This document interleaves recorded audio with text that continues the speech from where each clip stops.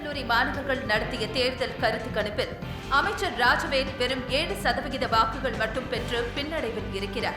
212 தொகுதிகளில் ஆளும் கட்சி பெரும்பான்மை வாக்கு சதவிகிதங்கள் பெற்றிருக்கும் நிலையில் கட்சியில் 2ஆம் இடத்தில் இருக்கும் பொது என்னமோ ஜெயிச்சு கொண்டு வந்து தொகுதி அப்படியே எங்கிட்ட நீட்டிடுவேன்னு சொன்ன எல்லா பயலும் காரி துப்புறான். எல்லாரும் என்ன கேள்வி கேட்கிறானுங்க. தோத்துருவான்னு தெரிஞ்சோம் ஏன் அவனுக்கு சீட் கொடுத்தீங்கன்னு. எலெக்ஷன் இன்னும் முடியல. இன்னும் 4 நாள்ல புடுங்கிடுவியா? ஏய் சிறுசு, டெபாசிட் வாங்கிட்டீங்களா? இந்த மாதிரி நேரத்தில் வேறங்க எல்லாம் என்ன சொல்லுவாங்க தெரியுமா? ராஜவேலு, தோத்துட்டு வந்து நின்னேன்னு வையே, அப்புறம் உனக்கு வாழ்க்கையே இல்லைன்னு தெரிஞ்சுக்க. ராஜவேலு, நாம இத்தனை வருஷம் ஒன்னா இருந்திருக்கோம். எப்பவும் என்னைக்கு நான் ஒன்று விட்டு கொடுத்ததே இல்லை. இனிமேலும் நான் அப்படி இருக்கிற மாதிரி பார்த்துக்க.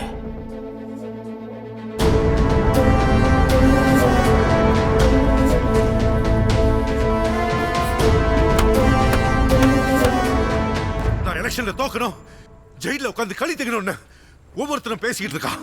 நீ என்னடா ஒரு பொடி பையனை பிடிச்சி காசை திருப்பி வாங்க முடியாம வந்து நின்றுட்டு இருக்க? போலீஸ் அவனை எப்போதும் சுத்தி இருக்காங்க. அவனுக்கு என்ன செக்யூரிட்டி வேலை பார்க்கறாங்களா? அவனுங்க தூக்கி போட்டு மதிச்சு காசை வாங்க தெரியாம அவங்க கிட்ட இருக்கிறது நம்ம காசு. அது நம்ம கைக்கு வந்து சேரணும். அது நாளைக்கு மக்கள் கிட்ட போய் சேரணும். புரியுதா? புரியுது.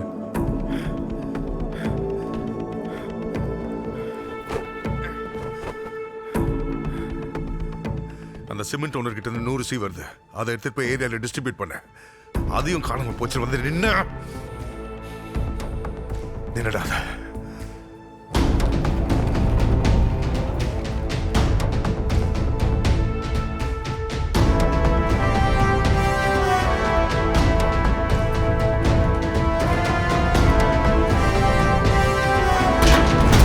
2 நாள்ல தொகுதிக்கு போயிடணும். தொகுதி மக்கள் கண்ணு முழிக்கிறத நம்ம காசுல தான் கண்ணு முழிக்கணும். ஓகேண்ணா.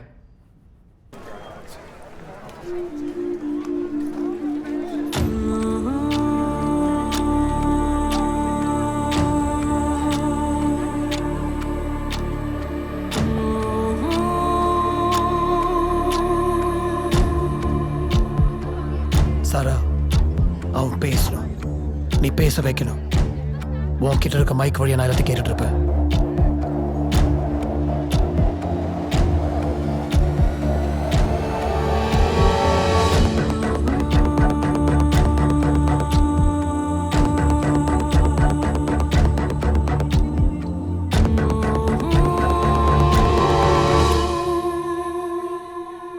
இங்கே எங்களுக்கு வேலை இருக்கு. நீ போயிட்டு 3 hours கழிச்சு வா. குஷ்டு மட்டியா விட்டா வேலையா? எனக்கு 2 ரவுண்டு ஊற்றி குத்தா கொஞ்சா போயிடுவேன்.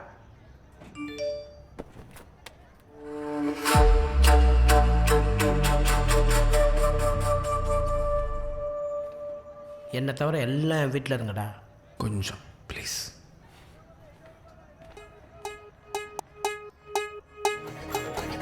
நெஞ்சு அடைச்சிக்குது. ஆனால் இது போதும் தோணல. இன்னும் வேணும்னு கேட்குது.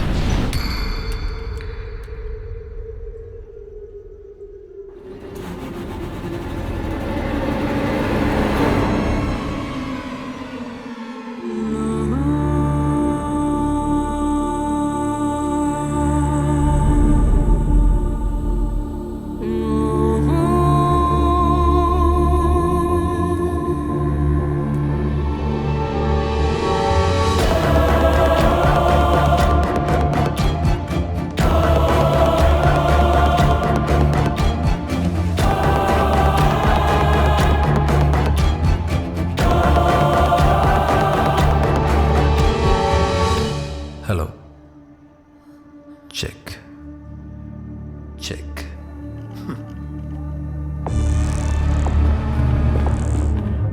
செக். சார் அமைச்சர் அங்க செல்வ விட்டு வந்துட்டு இருக்காங்க சார்.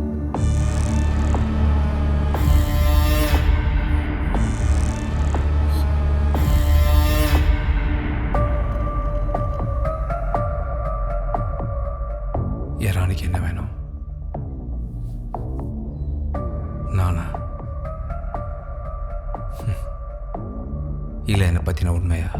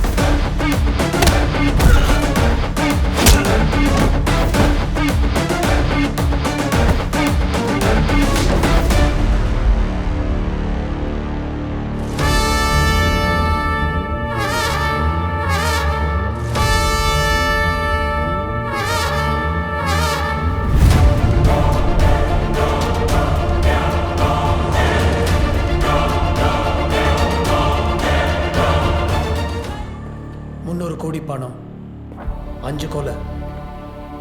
யாரா நீ? உன் பின்னாடி இருக்கிற கூட்டம் யாரா? சொல்றா.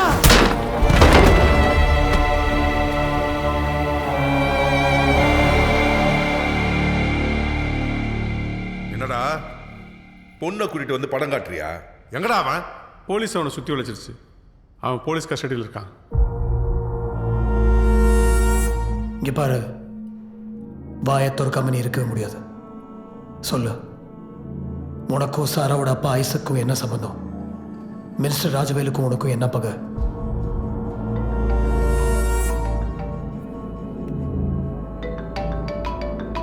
மினிஸ்டர் தான். ஹலோ, அவன்கிட்ட என்ன கொஞ்சிக்கிட்டு இருக்கியா? நீ என்ன வேணாலும் பண்ணிக்கோ. அவன் பணத்தை எங்க வச்சிருக்கான்னு கேளு. சொல்ல மாட்டேன் அடம் பிடிச்சான்னு வை. இங்க என்கிட்ட ஒரு பொண்ணு இருக்கான்னு சொல்லு அவன்கிட்ட. நீங்க பண்றது சரியில்லை. அந்த பொண்ணை என்கிட்ட ஒப்படைங்க. வச்சுக்கோ, தாராளமா வச்சுக்கோ. ஆனா அவனை என்கிட்ட கொடு. இதை நான் கொடுக்கல் வாங்கலாம். நினைச்சுக்கயா, என்ன வேணாலும் நினைச்சுக்கோ. உனக்கு என்ன 1 hour தான் டைம், புரியுதா?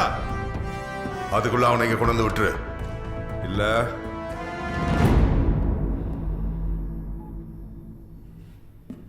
ஏய், நீ பேசலனா சாரா உனக்கு இல்லை. யாருமா நீ? யார் அவன்?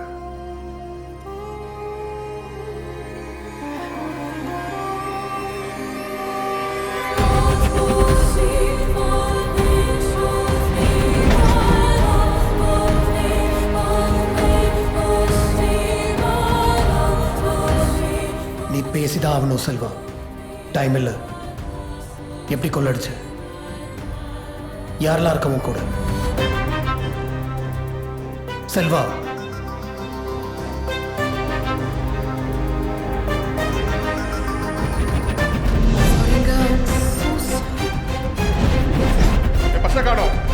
முன்னாடி வருஷம் நின்று இருந்தான். மரியாதையை பசங்க அடிங்க. யார் என்ன நினைச்சிருக்கிற? அவ்வளோதான் எல்லாரையும்.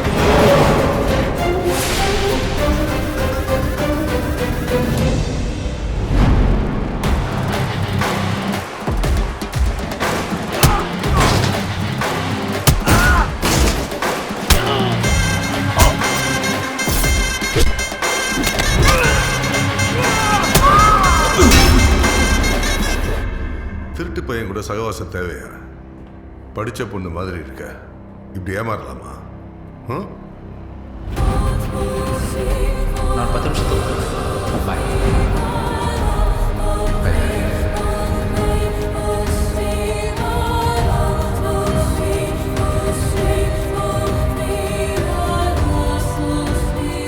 ஹோட்டல் பார்க்கில் நடந்த கொலை திருட்டு. சொல்லு. நான் 10 நிமிஷத்துக்கு வந்துடுறேன். பாய்.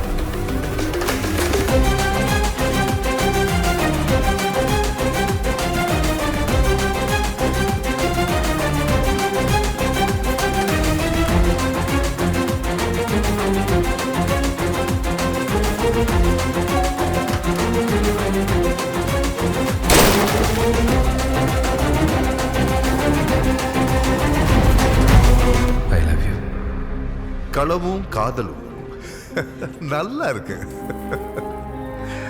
பொண்ணையும் பணத்தையும் ஒரே நேரத்தில் திருடி இருக்கான்.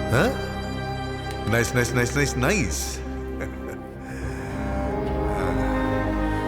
இதே ட்ரெயின்ல ஏதோ ஒரு கம்பார்ட்மெண்ட்ல நான் இருப்பேன். நான் தாம்பரம் போய் இறங்குறதுக்குள்ள நீ என்னை கண்டுபிடிச்சா நான் உன் ஆள் தானும் ஒத்துக்கிறேன்.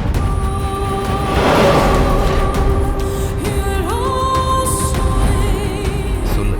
என்ன சொல்லணும்? நான் ஆள்னு சொல்லு. சொல்லலைன்னா சாரி.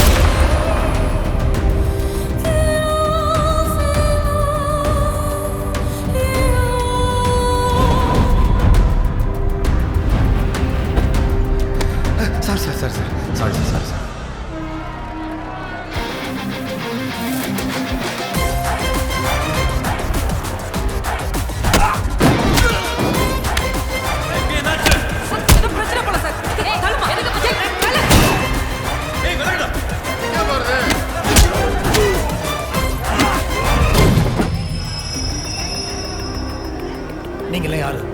வெறும் திருட்டு கும்பலா? தீவிரவாதிகளா? நக்சல் சார். சார் அவன் காப்பாற்றணும் சார். அப்போ பணத்தை எங்கே வச்சிருக்கேன்னு சொல்லு. துப்பாக்கி எங்கே? சார் அங்கிருந்து வரவ எதுவும் சொல்ல மாட்டேன். எனக்கு கொண்டு போய் ஒப்படைங்க. முடியாது. எனக்கு கொண்டு போனா பணம் இருக்க இடத்த அமைச்சர்கிட்ட சொல்கிறேன். துப்பாக்கியை உங்ககிட்ட ஒப்படைக்கிறேன். இல்லைன்னா என்னை கொன்னாலும் என்கிட்ட ஒன்றுமே வெளியே வராது.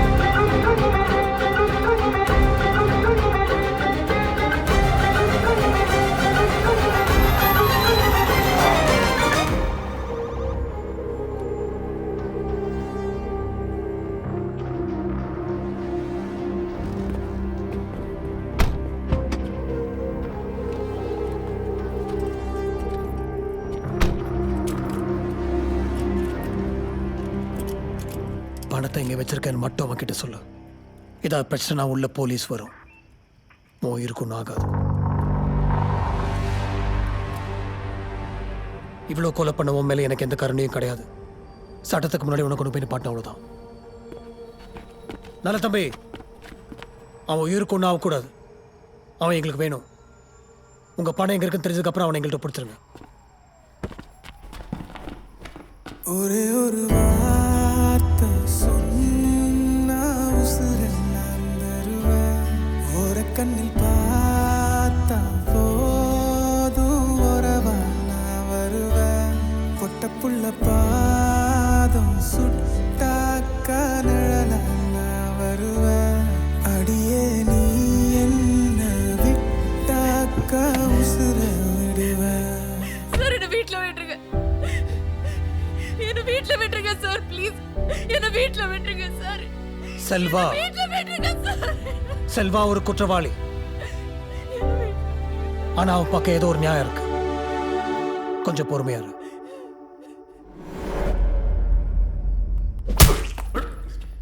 டேய் முட்டாள். ஒரு அமைச்சருக்கு மக்கள் பணி எவ்வளோ இருக்கும், தேர்தல் பணி எவ்வளோ இருக்கும்? என்ன இப்படி உட்கார வச்சு நேரத்தை வேஸ்ட் பண்றிய? சொல்லுப்பா, பணம் எங்க இருக்கு? டைம் ஆகுது. இந்த வீம்பெல்லாம் சல்லி காசுக்கு பிரயோஜனம் இல்லை. சொல்லு. செலவாயிடுச்சு.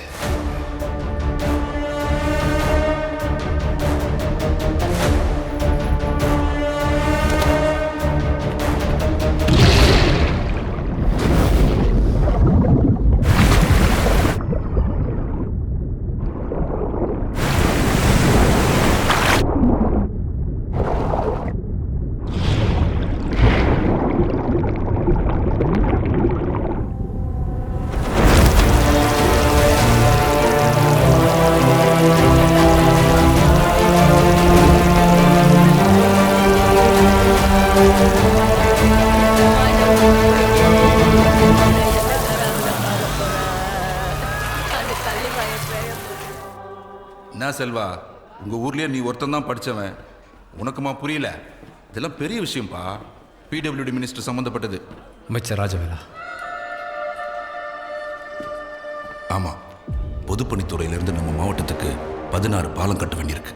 கட்டவே இல்லை. அமைச்சர்லேருந்து லோக்கல் கான்ட்ராக்டர் வரைக்கும் பைசா போயிருக்கு. சார், வருஷத்துக்கு 4 போகம் விதைச்சு அறுவடை பண்ணக்கூடிய பூமி சார். பாலம் இல்லாதனால விளைச்சலை கொண்டு போய் வியாபாரம் பண்ண முடியல.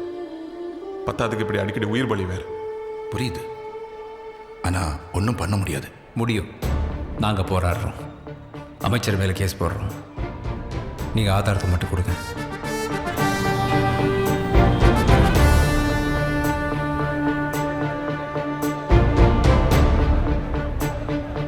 எங்கள் ஊரில் பாலம் கட்டி முடிக்கவே இல்லைங்க.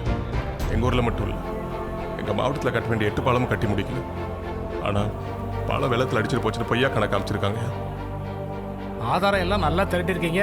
பொதுப்பணித்துறை அமைச்சர்லேருந்து கான்ட்ராக்டர் வரைக்கும் காசு போயிருக்கு சார். வருஷத்துக்கு 40 பேராவது ஆற்றுல அடிச்சுட்டு போயிடுறாங்க சார். கொடுமையாக தான் இருக்கு. நீங்கள் ஒன்று பண்ணுங்க, செல்வநாயகன் ஒரு வக்கீல் இருக்காரு, அவரை போய் பாருங்க. இந்த கட்சியில் இப்போ தான் நான் சேர்ந்தேன். கட்சி கேஸ் எல்லாம் நான் தான் பார்க்கணும். இப்போ போய் ஆளுங்கட்சிக்கும் அமைச்சருக்கும் எதிராக கேஸ் நடத்தணும்னா எப்படி முடியும்? என் ஃபீஸ்லாம் உங்களுக்கு கட்டுப்படி ஆகாதுங்க. ரிஸ்க். ஐசக்னு ஒருத்தர் இருப்பாரு, இந்த மாதிரி கேஸ்லாம் அவர் தான் எடுப்பாரு. பேசாம அவரை போய் பாருங்களேன். கொஞ்சம் மண்டக்கோளாறு பிடிச்சவரு, ஆனா கண்டிப்பா செஞ்சு கொடுத்துருவாரு. என்ன பெரிய மினிஸ்டர் அவன்? ரோடு போடுற பாலம் கட்டுற சொல்லி பொதுப்பணித்துறை காத்துல திருடிக்கிட்டு நீ ஒன்றும் கவலைப்படாதீங்க. அவன் மேல கேஸ போற என்ன பண்ணிடுவான் அவன்? அவனை கோர்ட்ல நிக்க வைக்க வேண்டியது என்னோட பொறுப்பு.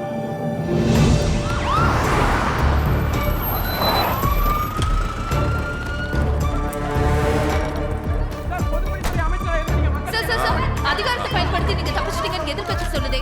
இதெல்லாம் என்ன இன்னைக்கு நேரத்தா நடக்குது? நான் முதல் முறை 68ல எம்எல்ஏ ஆனதுல இருந்து இப்படிதான் இருக்கு. பொய் கேஸ் மேல பொய் கேஸ்னு எத்தனையோ பார்த்துட்டோம். இதையும் பார்ப்போம்.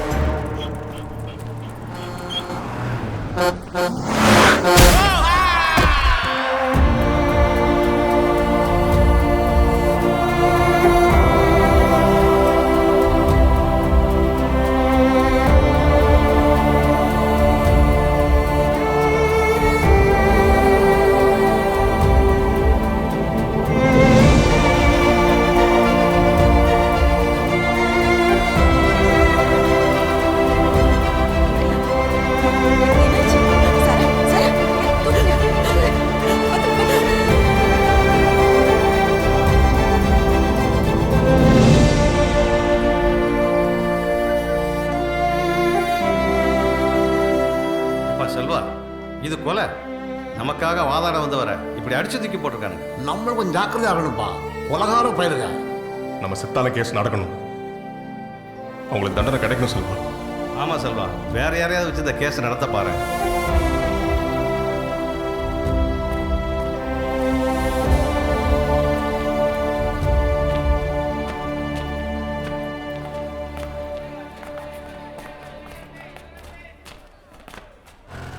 ஆட்டோ பாரிஸ் வரைக்கும் போகணும். வண்டி வருமா?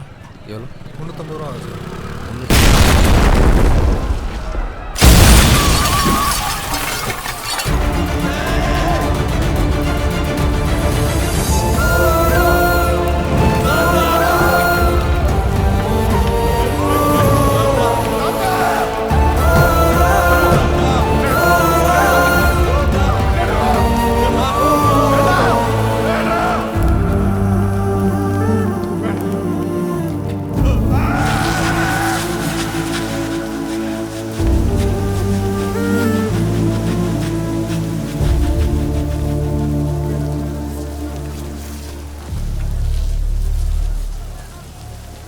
எனக்கு தெரியும் இது எப்படி நடந்ததுன்னு.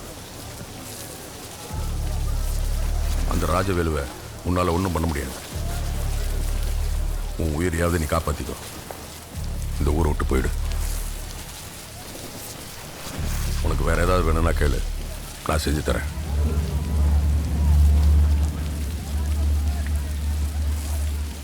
எனக்கு ஒரு துப்பாக்கி வேணும்.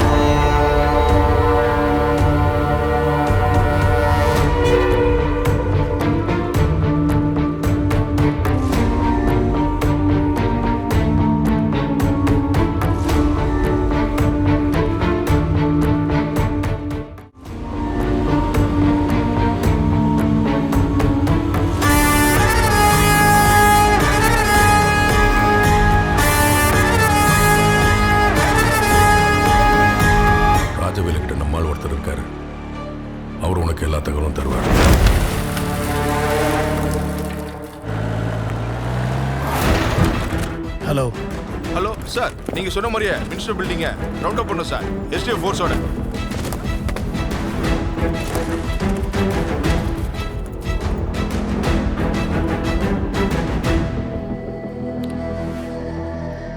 உன்னை பார்த்தா திருட மாதிரி தெரியலையே. ஆமா, நீ செஞ்ச பாவத்துக்கு தீர்ப்பு சொல்ல வந்தவன். நான் 40 வருஷமா பாவம் பண்ணிட்டு இருக்கேன், கணக்கு வழக்கு இல்லாம இருக்கேன். அதுல நீ எங்கிருந்து முளைச்சு வந்தடா? அதை தெரிஞ்சுட்டு நீ என்ன பண்ண போற? செஞ்ச எல்லா பாவத்துக்கும் சேர்த்து ஜெயிலில் போய் தண்டனை போய். இந்த வயசுலயா?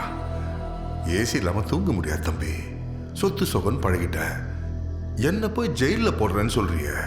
இனிமே தானே முதலமைச்சர் ஆகணும். எவ்வளவு வேலை இருக்கு. அதெல்லாம் நடக்காத அமைச்சரே.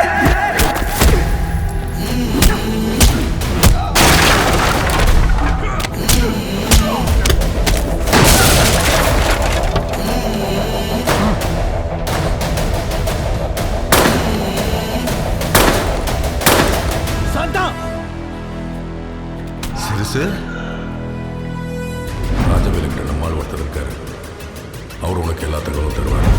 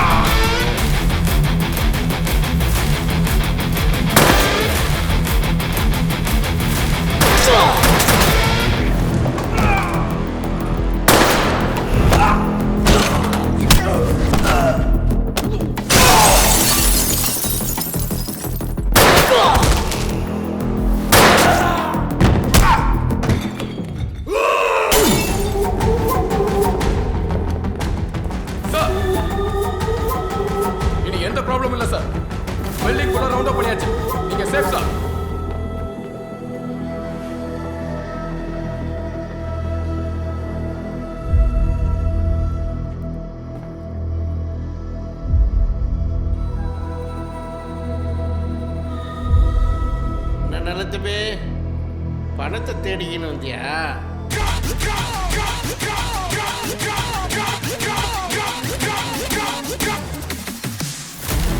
I'm coming for you. I'm bringing my crew. We're gunning for you. It's payback time. I'm coming for you.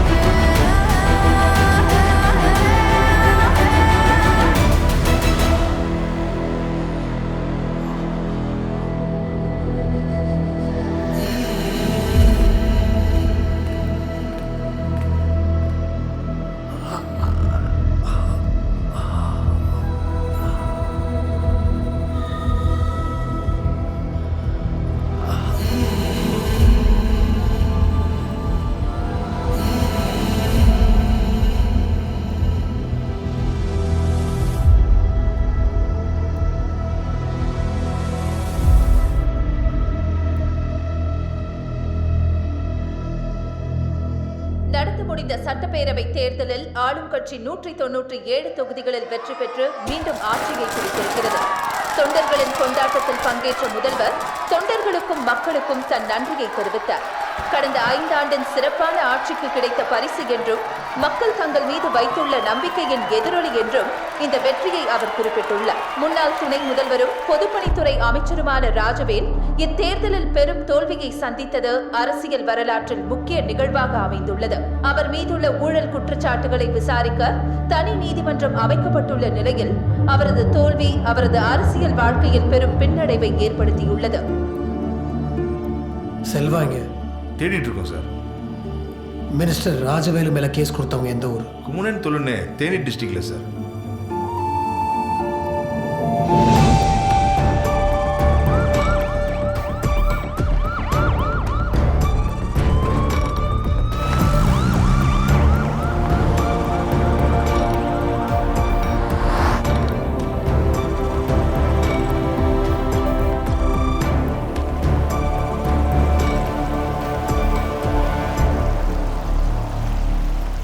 அந்த கயிறை பிடிச்சி போங்க.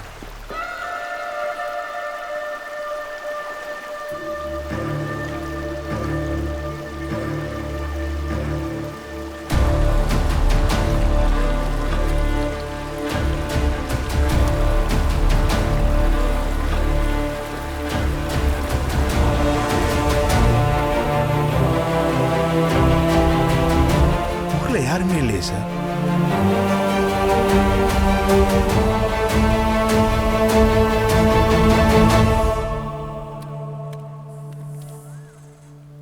ஐயா, ஊர்ல யாரும் இல்லையே, எங்க இருக்காங்க?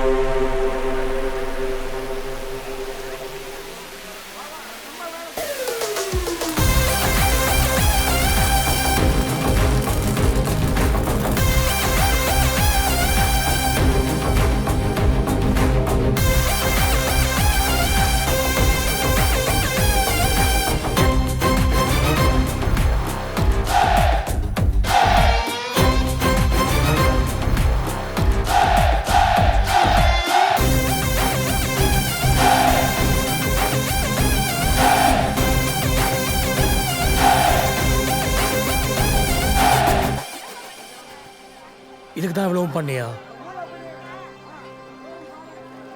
தப்பிச்ச முடியும்னு நினைக்கிறியா? கண்டிப்பா சார். எப்படி அவ்வளோ உறுதியாக சொல்ற?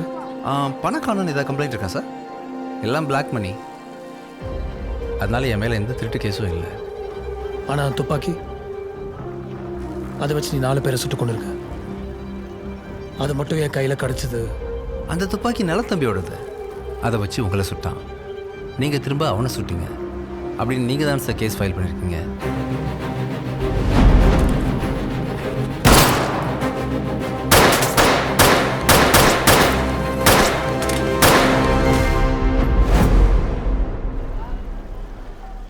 அதனால் அந்த துப்பாக்கி என்னோடது இல்லை.